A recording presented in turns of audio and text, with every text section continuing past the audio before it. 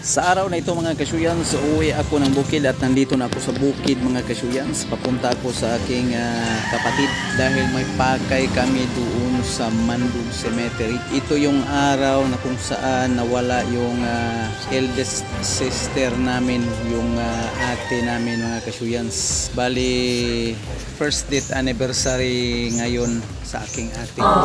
At dito na kami sa Mandug Cemetery mga kasyuyans. Bibisitahin namin siya at kami nag-adibos na dito sa Mandug Cemetery.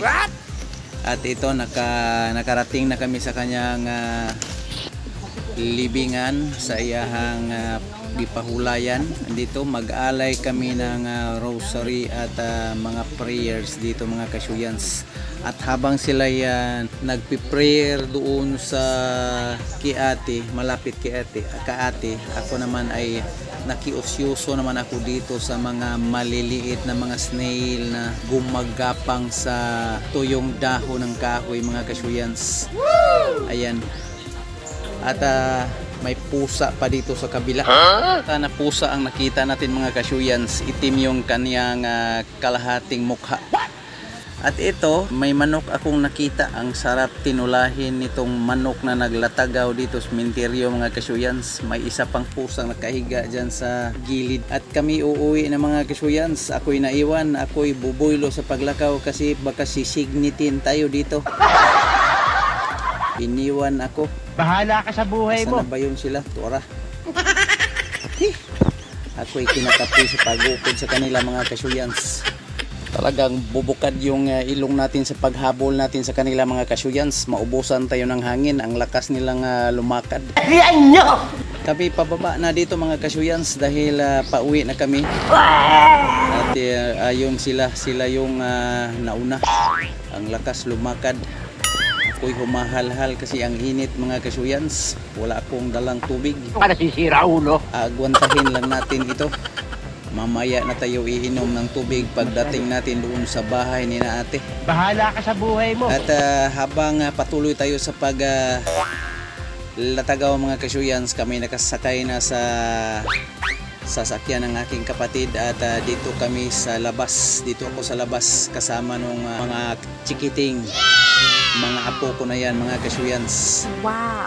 At ayan, makita ninyo ang liwanag at maaliwalas ang panahon natin ngayon mga kasyuyans. Aside na perti kainit, perti po niyang katinaw sa langit, tanawa ragod ng view sa langit mga kasyuyans. Andito na kami sa Sitio Pangi mga kasyuyans. Malapit na kami sa Sitio Fatima, na kung saan ang bahay ni na ate nakatirik. Ayan, malakas-lakas yung takbo natin at hanggang dito ang init pa rin at maaliwalas pa rin ang ating panahon mga kasyuyans.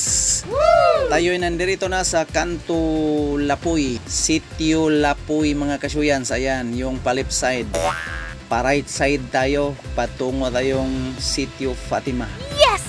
Fatima na yan dyan sa unahan mga kasyuyans, na kung saan ako nag-aaral ng elementarya. Ito yung school ko dati. That was 1981 until 1984. Yan yung Fatima Elementary School. At malapit na tayo sa bahay ni na ate mga kasyuyans.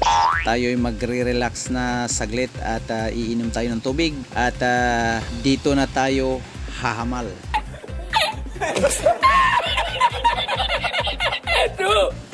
At tayo'y dito na. Touchdown na tayo. Wow naman. Liliko na tayo pababa. Patungo tayo sa bahay ni na ate nung aking kapatid, yung eldest sister namin mga kasyuyans. Yes! At tayo'y bababa na sa sasakyan. At eto, welcome home sa bahay ni ate.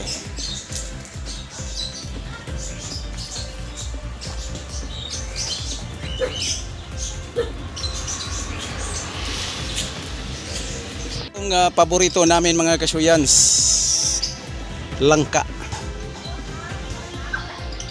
Ayun, may bunga sa taas. Tingnan natin. Yan yung langka mga kasyuyan, nasa taas. Hindi lang to nakita nung may dala kaming sasakyan dito. Ngayon nagko-commute lang kami ay pasensya lang yun sa naglaway tagtanawa na.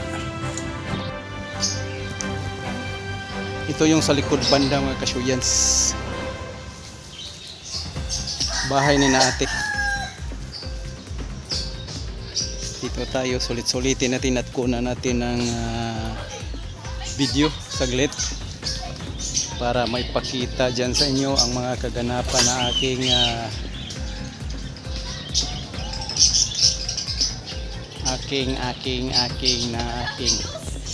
Baliw ka yata eh.